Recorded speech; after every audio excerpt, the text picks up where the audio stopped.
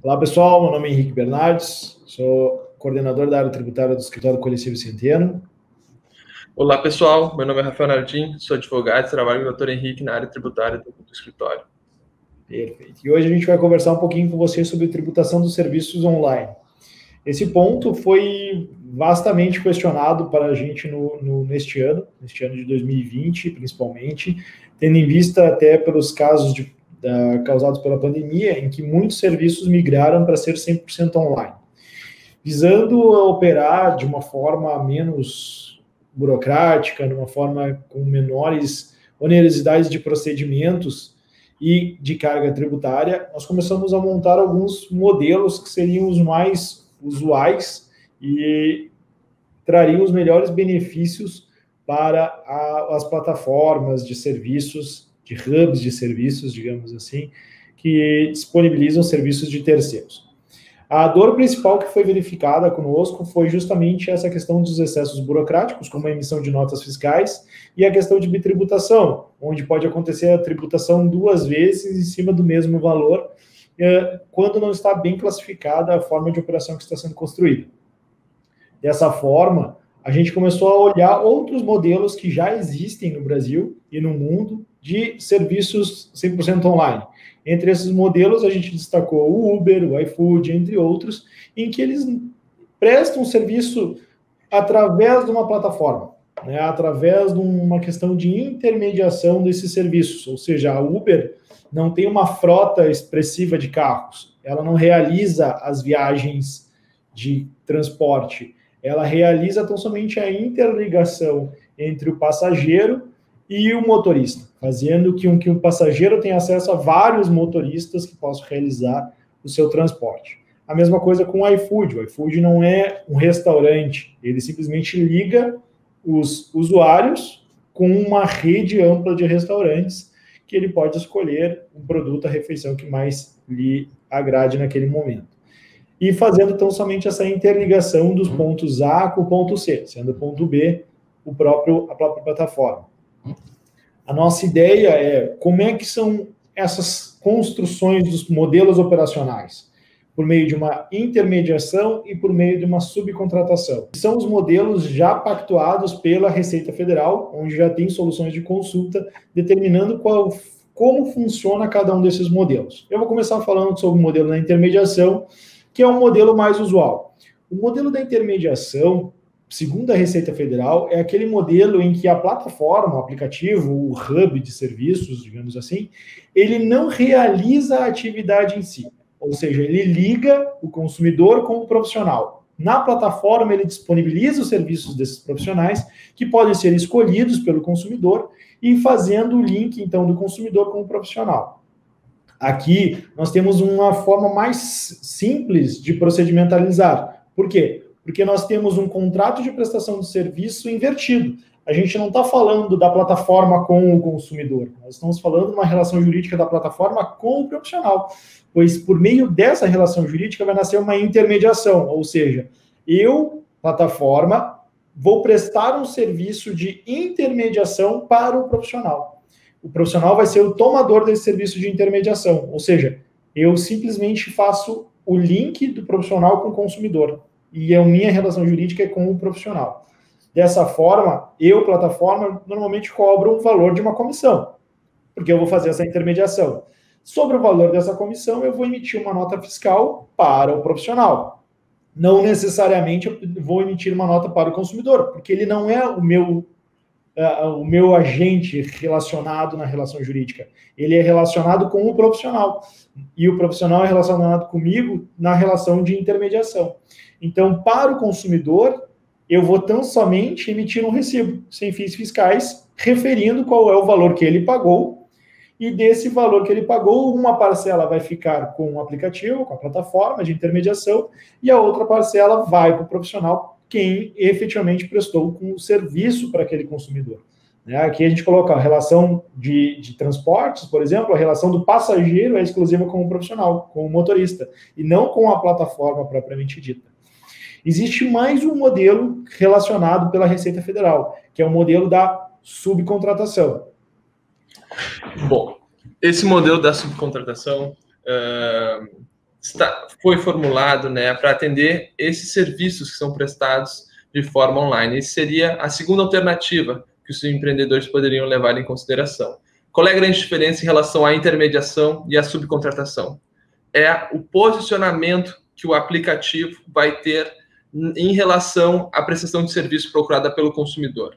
Na intermediação, como o Dr. Henrique pontuou, a intermediação é feita para que a prestação de serviço seja feita pelo profissional para o consumidor.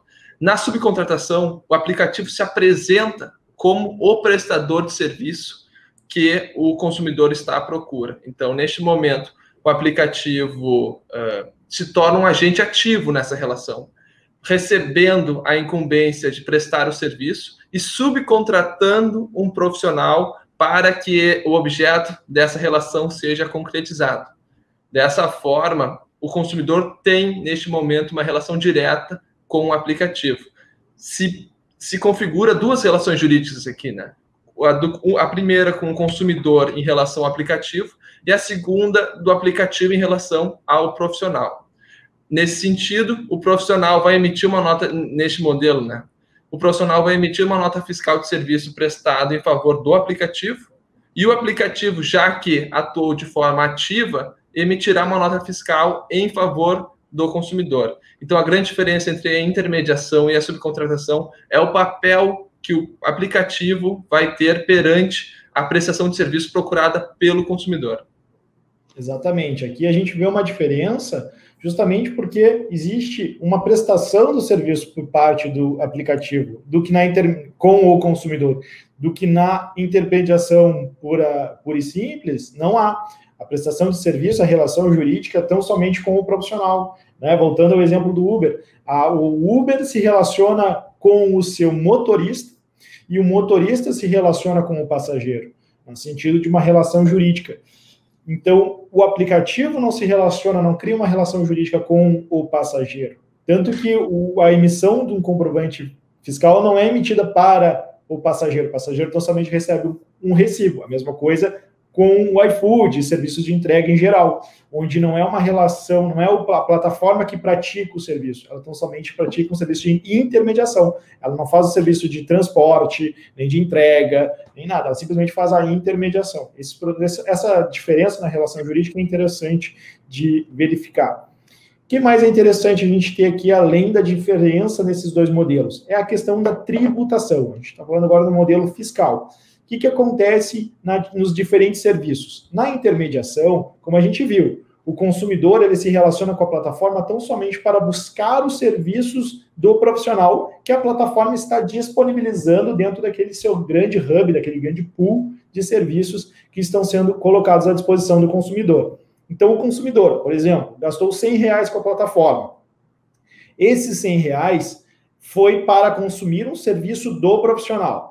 Mas a plataforma fica com um valor relativo à comissão. Digamos que aqui ela fique com 25% do valor. Então, R$25 do 100 vai para a plataforma a título de remuneração pela comissão pelo serviço que ela presta de intermediação com o profissional, e o saldo fica tão somente com o profissional, pois é ele que vai prestar esse serviço. Então, efetivamente, nós temos dois valores recebidos, os R$25 pelo aplicativo e os R$75 pelo profissional. Dessa forma, digamos uma carga tributária aqui fictícia de 10%, o aplicativo pagaria em cima dos seus 25, 2,5, e o profissional pagaria em cima dos seus 75, 7,5, sendo que o fisco, em geral, arrecadaria R$10 nesse exemplo hipotético que a gente está demonstrando.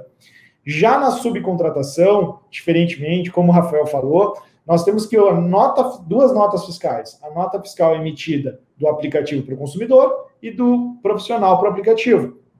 Por quê? Porque o aplicativo diz que recebeu R$100 do consumidor e repassa, a título de subcontratação, R$75 para o profissional. Ou seja, eu estou subcontratando um terceiro a R$75 para que ele preste aquele serviço que eu fui contratado pelo consumidor. então eu gero duas relações jurídicas. Consequentemente, quando eu emito um comprovante fiscal dizendo que eu recebi R$100, eu vou ter que tributar em cima desses R$100. A mesma carga tributária hipotética de 10%, o aplicativo vai estar tributando em cima dos 100, com R$10, e o profissional vai estar tributando em cima dos 75, com 7,5 reais nessa questão. Ou seja, o fisco vai estar arrecadando aqui 17,5, onde no modelo anterior ele estava arrecadando só 10. Por quê? Porque aqui nesse modelo existe uma bitributação, principalmente na parte do aplicativo, porque o aplicativo diz que recebeu R$100 e repassou os 75 a título de uma nova contratação, mas ele teve uma entrada de R$100 no seu caixa, no seu banco. Então, esse ponto gera uma bitributação, além de uma onerosidade na questão de emissão de notas fiscais, como a gente viu. Muito mais simples seria simplesmente emitir um recibo para o consumidor, e não uma nota fiscal para o consumidor de uma subcontratação. Esse seria um segundo empecilho. Então, a gente teria dois. O empecilho da questão burocrática de emissão de documentos fiscais e também a questão de bitributação. Dois pontos que podem gerar uma dificuldade de crescimento por parte do próprio aplicativo, pois quanto mais etapas o seu procedimento tem, mais difícil fica para ele próprio escalonar. E, consequentemente, a questão de bitributação, que gera uma oneração por parte do aplicativo nessa questão. É importante relacionar que essa bitributação poderia estar também vinculada com o profissional, ou seja, o profissional receberia R$100 e pagaria em cima de R$100, mas ele teria 25% de comissão que ele não poderia repassar, porque ele diz que recebeu R$100, e tributaria de novo esses 25%. De qualquer forma, a gente estaria falando de bitributação. O fisco arrecadaria menos, mas mesmo assim, mais do que era o correto, seria aqueles R$10. Então, a gente também teria esse problema nessa parte. Essas são as problemáticas mais comuns que a gente verifica, e é importante a gente ter essa diferenciação, seja no modelo de intermediação, seja no modelo de subcontratação. Não quer dizer que a subcontratação está errada, não. Ela é um modelo diferenciado que tem uma função diferenciada.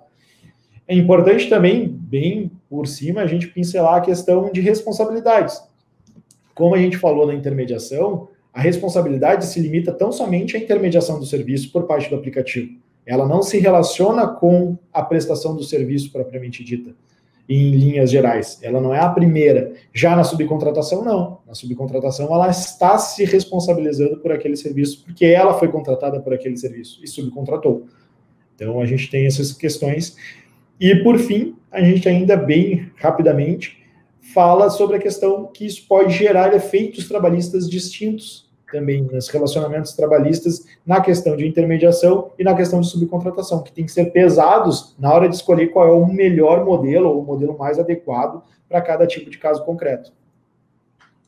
Exato. Como o doutor Henrique bem pontuou, tudo depende do caso concreto, tudo depende da peculiaridade do negócio, por isso que, desde o começo, o empreendedor deve buscar a ajuda de uma consultoria jurídica para auxiliá-lo a examinar de uma forma um pouco mais técnica a sua operação e qual modelo, teoricamente, se encaixaria melhor. Pois, como nós sabemos, tanto as questões trabalhistas como as questões fiscais são determinantes para o sucesso dos empreendimentos hoje em dia. O importante é saber que existem formas jurídicas diferenciadas para a construção do modelo jurídico que melhor se adapte para cada caso concreto. E dentro dessas construções, verificar aquilo que é mais funcional, tanto na parte operacional quanto na parte fiscal. Além da responsabilidade civil e da responsabilidade trabalhista, que tem que ser todos sopesados para que o contribuinte ali na frente, o empresário ali na frente, não tenha uma surpresa desagradável com um passivo tributário, um passivo trabalhista, um passivo civil, que possa vir a onerar o seu negócio. Bom, gente, a gente fica à disposição. Qualquer dúvida que tiver, qualquer consideração, estamos à disposição para sanar as dúvidas. Muito obrigado, até o próximo. Grande abraço.